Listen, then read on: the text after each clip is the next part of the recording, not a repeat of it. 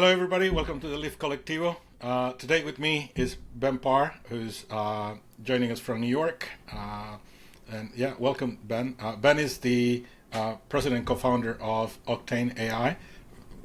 Really, really cool use of AI in ecom. Before, we'll talk about that. Before AI was actually cool. But it's very interesting experience behind it. The stories, we're gonna hear today, and also, all of the great use cases that people use Octane. But we're also gonna dwell into a lot of the stuff going on in AI. Ben is probably in a very good position in that they've been doing AI for quite a while, and you probably get reached out by a lot of founders that are doing AI stuff, and want to probably follow those steps of success that you guys have had. And last year you and your co-founder started also an investment fund on the back of a lot of the angel investment that you guys have done throughout the year. So we're going to touch on all of those. Now, obviously, the theme for this season is profitability. So we're going to be talking about that, especially coming from a company that is profitable within the AI space. Not everybody's just burning money. And so it's like understanding what the route to success looks like, and how retailers and brands are using Octane AI. Because I think at least from our side, we've used Octane AI with our, with some of our portfolio brands in many different multiple ways, and I think there is a lot of great use cases there, especially as we look at customer engagement. Like Octane is, you guys position itself as a zero party data. You pretty much are getting stuff that customers are opting in to you guys. So we'll be talking about that. But anyway, welcome, Ben. That was a long introduction. Really great to have you with us today. No, thank you for the long introduction. Excited to dive into all of this. So let's go back to the beginnings. As we were talking, Octane has been doing AI before AI was cool. At least cool as we know it today. Take us back to those beginnings and how Octane came to be. So when my co-founder and I first started Octane AI, that is 2016. So we're talking about nearly a decade ago. It wasn't focused on e-commerce, but I do think the threads of the origin of the company were the same, which is, so story goes that my co-founder the year before was traveling with his then fiance, now wife, across China and visiting family in that. And he realized just how much of communication, not just between consumers, but between consumers and brands, was happening over chat. WeChat being the dominant player in China. But to do that, they had chatbots, they had automation, they had AI to have the back and forth conversation. And this is 9 years ago. And it became really clear to us that the way we would converse with brands, the way we would converse, frankly, with technology, with software, would be through conversation. And that it made sense because we know natural language. That's so intuitive to us. The clicking buttons on a screen is not as intuitive. We have to learn that. And so we started the first version of Octane AI to make it possible for brands to build those kinds of experiences to communicate with their customers using AI, specifically chatbots in the beginning. And by doing that, you'd be able to have a closer connection with your customers. You'd be able to have a back and forth. We started with Facebook Messenger because they released a chatbot platform, and we built one of the very first chatbot platforms for them. And it wasn't focused on any specific vertical. And we had a couple groups that really gravitated towards the platform in the early days. That was celebrities. So I can tell you lots of stories about Rick Ross and Jason Derulo, Kiss, Aerosmith, Lindsay Lohan, 50 Cent. Got stories about all of them. It was a great time. But also brands. So L'Oreal was actually our first e-commerce customer back in the day. Very different than, they're not on Shopify, very different. But we powered chatbot experiences. We powered guided shopping experiences. But long story short, though, we realized that what our customers the customers that really were being successful with our product were e-commerce brands. And so we doubled down on them, and we doubled down on Shopify. And we launched our Shopify integration in 2018, and it's been an upward trajectory ever since. We came out with what is now our star product, our quiz product, in 2020. Wow, that year. And it was because of the chatbots, because the brands were using the chatbots and putting on their like websites to have back and forth conversations, like to recommend products, like find your skincare routine, find your fit. Cover FX was using us early on. They're a customer of ours now. And we realized that they wanted to have this like on-site experience. And so we built our flagship quiz product, which builds a beautiful guided shopping experience, lets you using AI, lets you using like your own design tools, make a really, really beautiful quiz that, guides the customer to the purchase. So, find my skincare routine, find my fit, gift finder, all these different things are like use cases that our customers use us for. Some use us for one quiz, some use us for 50 quizzes I have seen. But it's all to help the customer find the products. And then we use AI to help recommend the products. You could, of course, like manually select.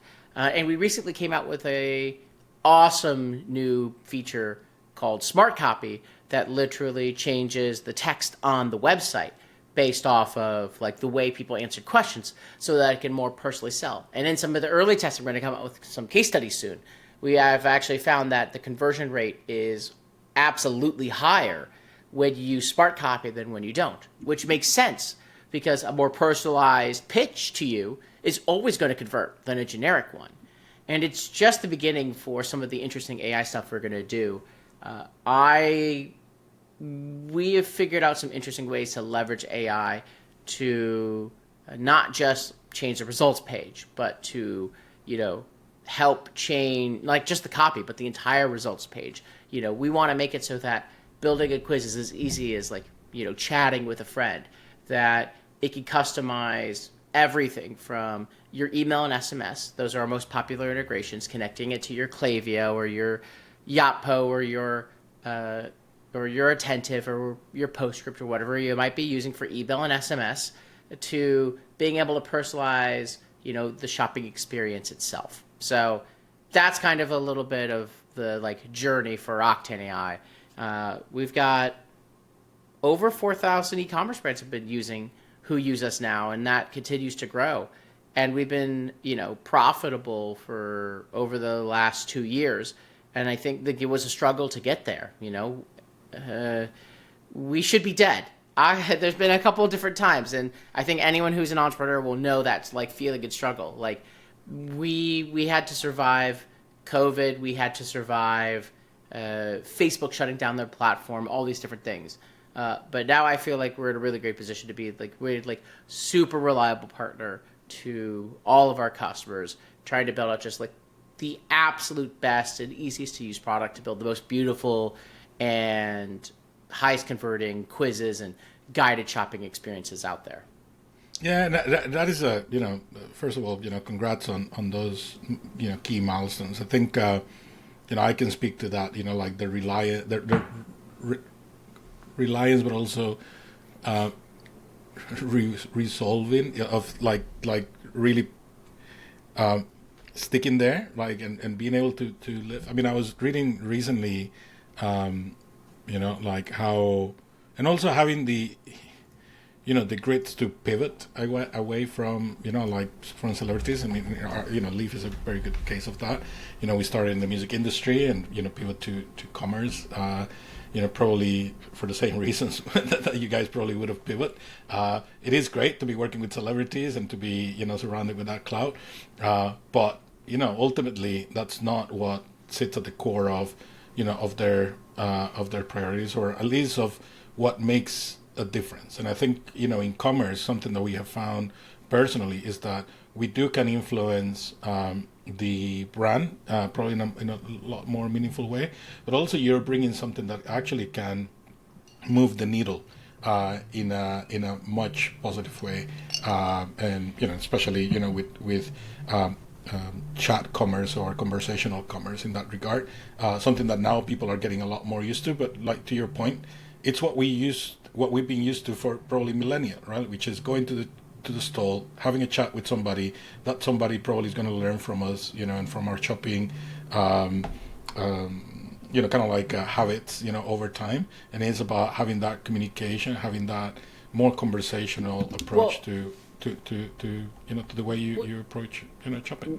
We've talked about this all the time, where like if you go into a retail store, there is a person there who guides you and helps you. And especially when you have a lot of product lines, or you're new to a product, or even if like you're just like shopping for someone else, you go like you ask for help. You're getting guidance, and we realized there needed to be the online equivalent of that, and that is Octane AI. It is that online equivalent of the in-store, retail associate to help you go and find the right things for you. And there's a reason why that like leads to really high conversions. And for our customers, it's not even it's both that experience, but it's also helping take away some of the decision fatigue from customers. And so like we have like some famous case studies, Jones Road Beauty and Bamboo Earth as examples, like drive millions of dollars in revenue. And a lot of times actually what these brands have found out is that their quiz page, their Octane AI page, is their highest converting page on the website. So they send all of their ad traffic to it because ads cost a lot of money and ads are difficult to optimize. But we have a bunch of our customers who have found that the quiz page always is the highest converting page, and they send all of their ad traffic through it. And that has worked tremendously for them as their like lead gen funnel from ads. And that is super awesome, especially in a world where it's harder than ever to run really effective ads ever since, I still remember the hubbub around iOS 14.5, iOS 15. We're still feeling the effects of that, That is also one of the reasons why a lot of customers use us, because the data that you collect using quizzes is your own data. It's zero-party data. You could use that to customize the email flows and the SMS flows. We even have somebody use it to help try to create audiences for targeting. But it's your data. It's not going to be taken away from you because of a rule change from Apple or a rule change from Facebook. Yeah, and that's.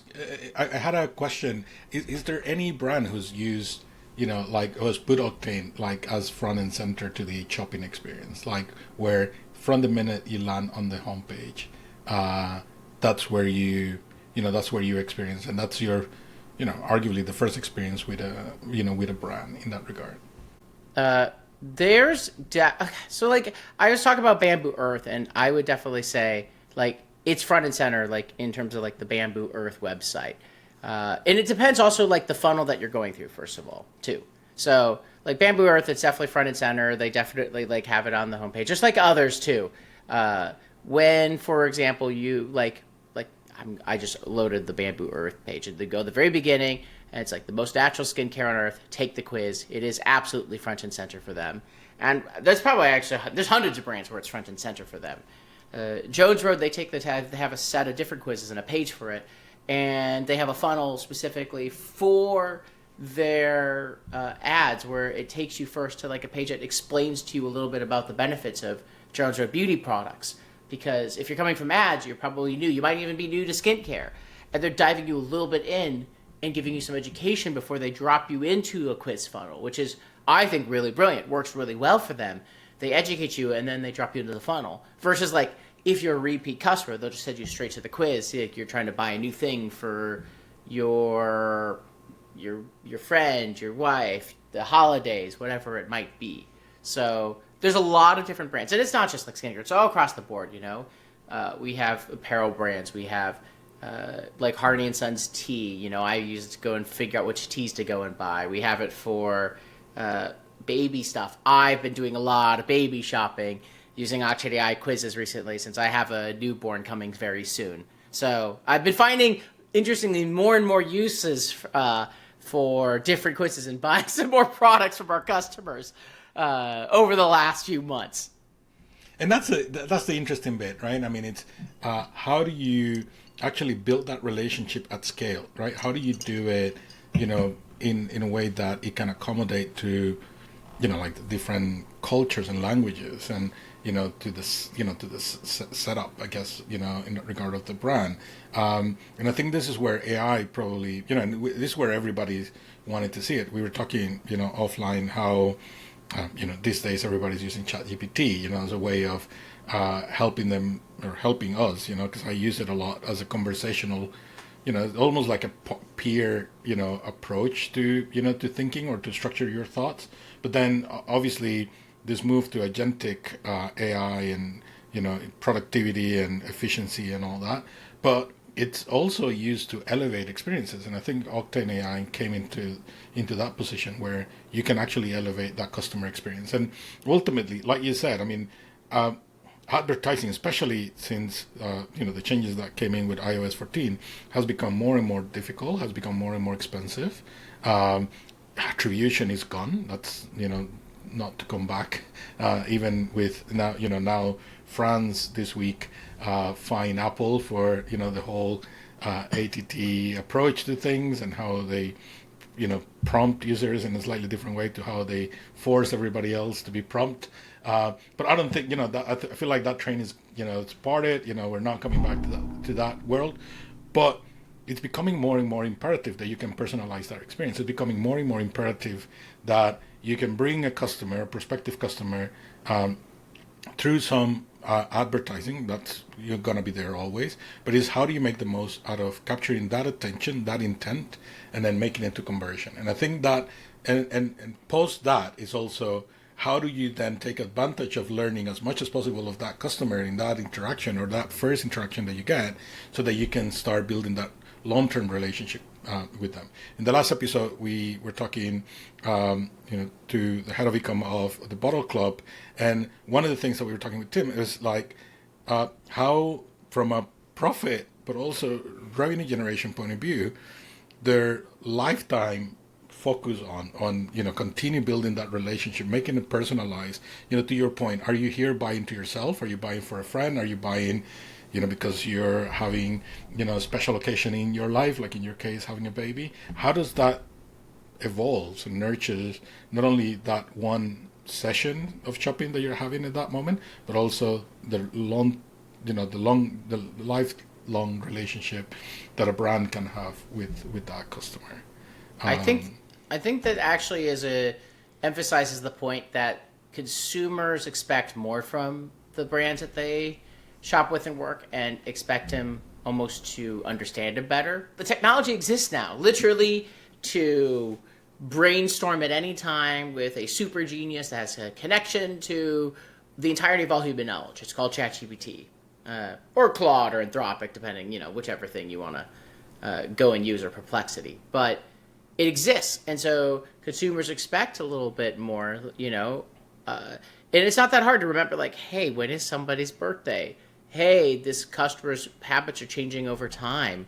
The way that someone answered a quiz this year may not be quite the same way as they do it next year. Some things are the same. Some people will always have oily skin, or will always be, you're always going to be, whatever height you are in general. And if you're changing height all the time, go see a doctor. But I think that's just like that, this was part of the beginnings of Octane AI, to make it a relationship and not just a one-way blast. I think intelligently these, the SMS companies, for example, it started out as big one-way text blasts, and you still get them, but definitely the smartest brands are segmenting and making more customized recommendations or discounts based off of certain things. They understand, we have customers who are collecting birthdays, who are collecting due dates, who are collecting all this kind of information, so they could send really customized emails and contact info and other such things. It's even just a little thing like that can have a tremendous impact on people. I do the brief plug. I literally wrote a book on the science and psychology of attention. It's in the back for those who can see the video version of this, called Captivology, the science of capturing people's attention. And I talk about this concept of acknowledgement, where people really fall in love and pay attention to the brands and the people that acknowledge them and show them understanding. And, brands like Apple really do this well. Celebrities like Taylor Swift do this really well. It's just small stuff like acknowledging, hey, it's your due date. Hey, it's your birthday. Hey, it's been a year since the last purchase. I know that you may need this kind of thing. Hey, like a brand like for babies that was like sending me a year, like, hey, this might be a thing you might need. Is at the very minimum going to get my attention and is going to have a much better chance of converting with me than a brand that sends me like the same, like, hey, we've got like newborn diapers on sale and the due date was a year ago, Small stuff. It is interesting, like, I don't know if you watch The Bear, this, Oh, AO, yes. This episode called Forks, where cousin is sent to this fine dining restaurant to start cleaning forks, and it's for him to understand the whole process that goes behind the scenes of running for a week a fine dining experience. And I feel like there is this element where, just like with food, I feel like experiences have been democratized. It's not longer about how expensive it is or not. You don't need to go to a fine dining experience to actually experience a 5-star, 6-star experience in that itself. It's more about the systems that you put in place. It's about how do you make use of the technology that you have available to yourself. But you need to be intentional about it. You need to actually sweat the details in that regard. In that episode of Forks, the way they communicate, among each other is about things that they're actually listening to in the tables and stuff like that. It's just through, small pieces of paper, but there is a system built in place for them to be able to react and for them to be able to create those, moments of delight. And I think that with digital, there is like you said, the technology is there, right? I mean, it's more about being intentional. Now, obviously, the brands are going to say, yeah, but I'm running with like 1,001 different things to do. But it goes back to what kind of relationship you want to be building with your customers. What kind of relationship you want your customers to be building with your brand. And then how are you intentional about building those sort of touch points, right? I mean, just because, I'm sure like because Taylor Swift is able to do it with the Swifties and everything that they do as a team and they have the infrastructure. And, there is no excuse that nobody else in the entertainment industry would not be able to do pretty much the same. But equally goes back to brands, right, and building that personalized experience, that 6-7 star experience, regardless of the size and depth of your brand, I guess. We're just adding some stars here: 6 stars, 7 stars, 10 stars. 10-star dining experience. I imagine a 10-star dining experience that like sushi is flown to you like on a hovercraft. In all seriousness, I think that AI is going, and look, as you know, and for the audience probably don't know, my co-founder, I've been in AI for a long time, and have been doing this thing for a long time. We both firmly believe that the future of the internet is going to be really personalized, really tailored. The future of like just in general is going to be really personalized. You're going to have the ability to have AI assistants that you just go back and forth with, and they're proactive and they're reminding you of what to do. And I frankly see these companies, they pitch my co-founder and I all the time for investment there's a lot of them coming out, but someone will win, and you're going to have like this kind of thing, these co-pilots, we can call them, across everything. I'm starting to see them in construction, in real estate, in all sorts of kinds of areas. And just remember, for everyone out there, like, this is the worst AI will ever be. And just remember like how crazy different it is from 2 years ago when like AI, you couldn't just go back and forth with the ChatGPT because it didn't exist. The GPT stuff existed, but no one was going back and forth because the interface didn't exist. Now that it's existed, we've had this new explosion of like possibility. You could literally, you have an idea, you could yell at an AI, cursor in particular, and build an entire like simple app or a game. Like first one I made was an entire Space Invaders style game. And I know I'm going on a tangent here, but that's just like how powerful the AI technology has become. And we are 1,000% implementing that and building that and getting patents on some of it.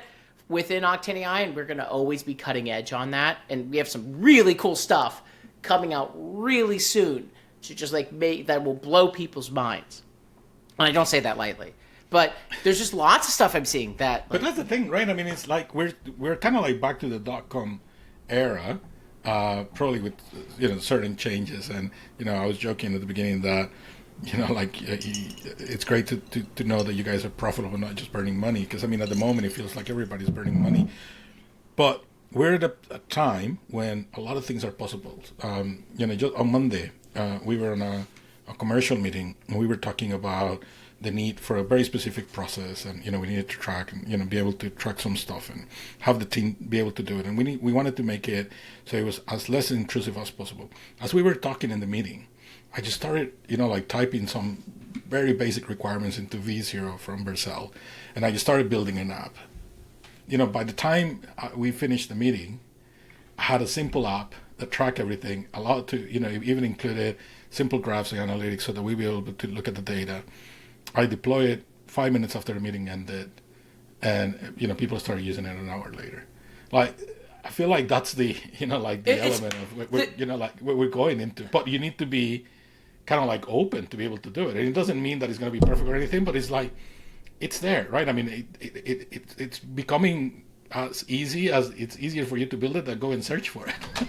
No, it's as simple as just the habit. There's a lot of people where they're just not even using it. They don't realize just how powerful it actually is.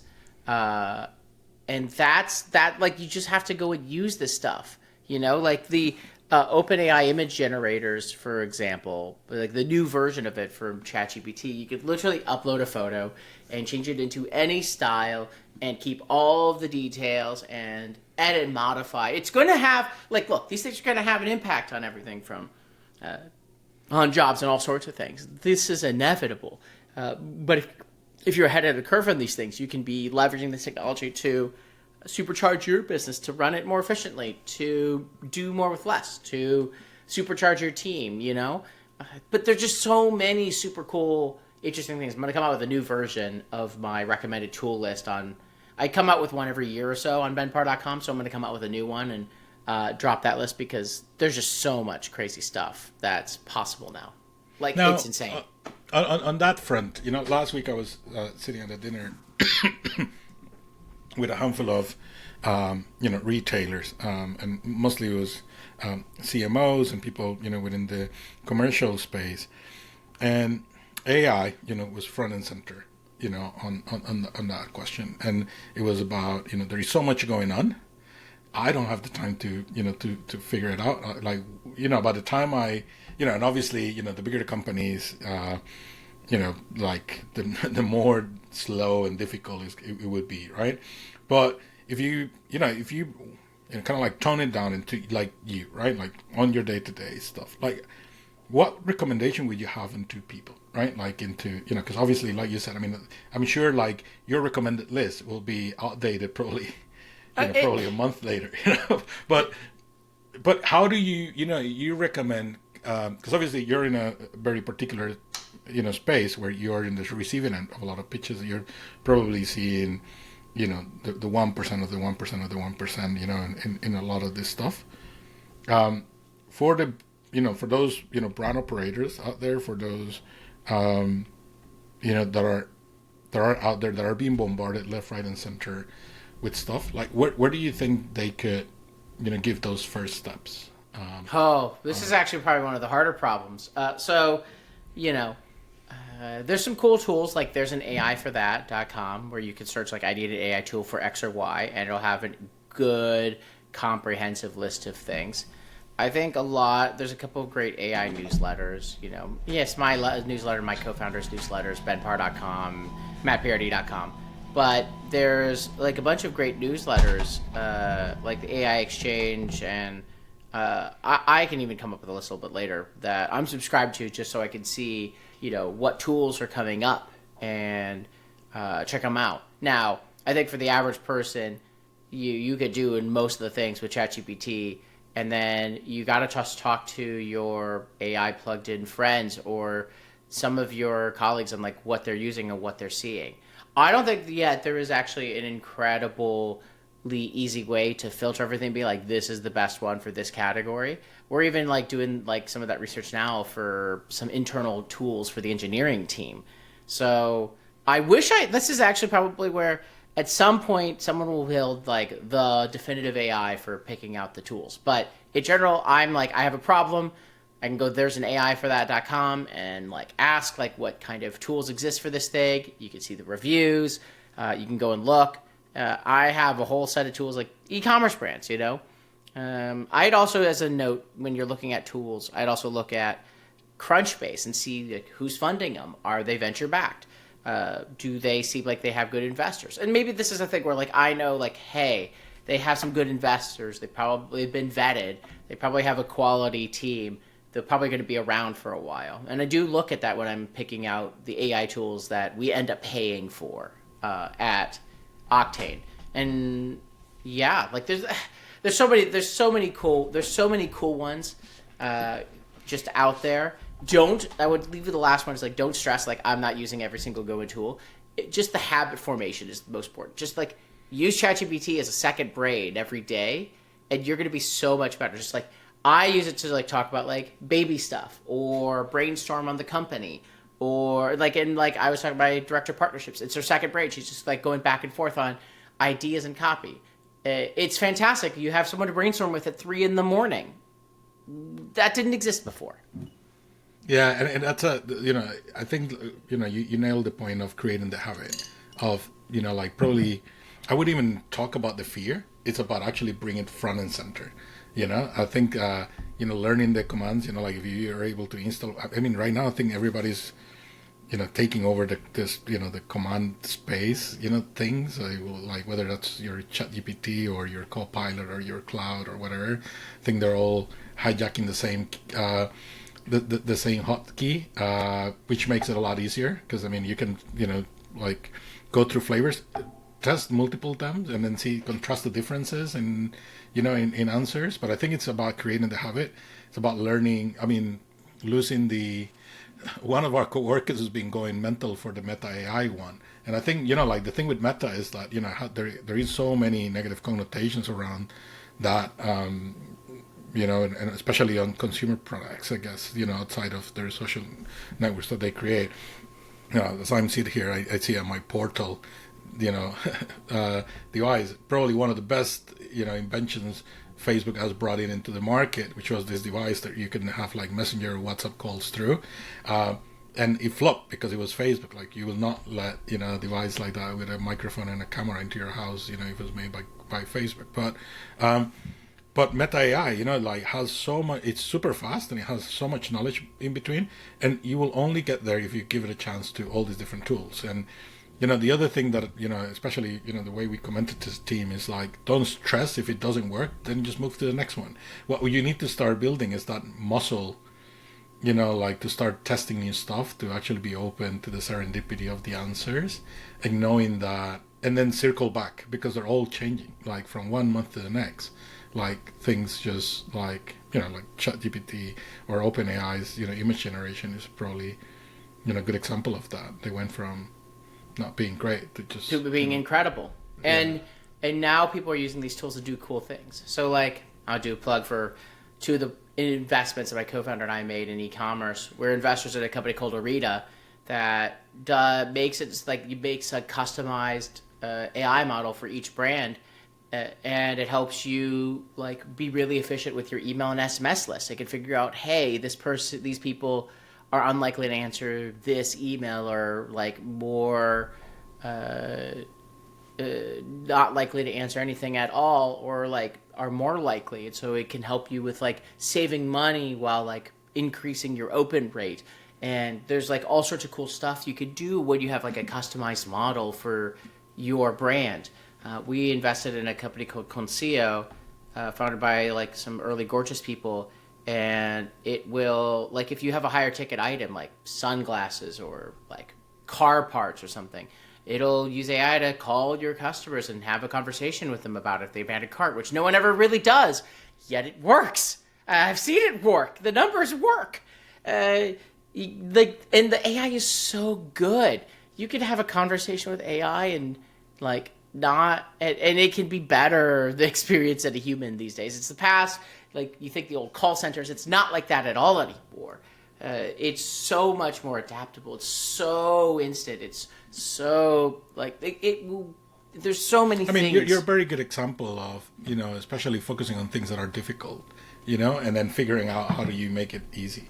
In our team, we've been moving, fast with AI on the monitoring side of, conversion tracking and making sure that we know within the minute when conversion tracking breaks on a store, just because we know the impact that has in your media spend or any of that, especially if you're not, if the flow of signal breaks, and it's just short of amazing, the velocity in which we're moving, but again, right, it's about like being open and then understanding and then start playing with it, and so that you can almost like change your brain to start thinking slightly different, but especially like with things that are very, very difficult.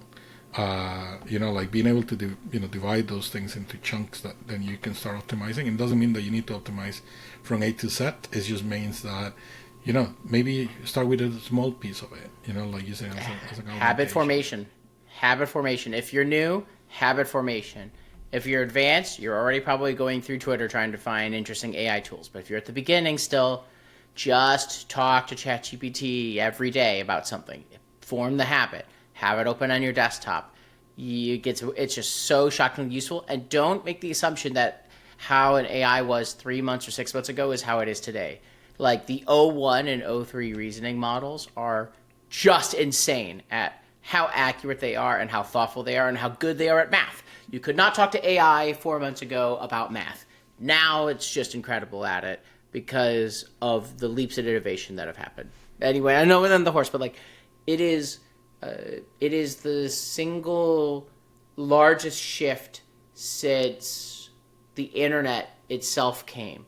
And if you're using this technology, you are going to be leaps and bounds ahead of your competition. And if you're implementing this technology, you're taking another leap ahead as well. Where do you see Octane towards the end of the year? Like, where do you think you guys are aiming for, like in terms of the evolution? I think we've been hinting at it. It's a lot of how can we use the AI technology we've already built and that is out there to build an even more seamless, more customized experience.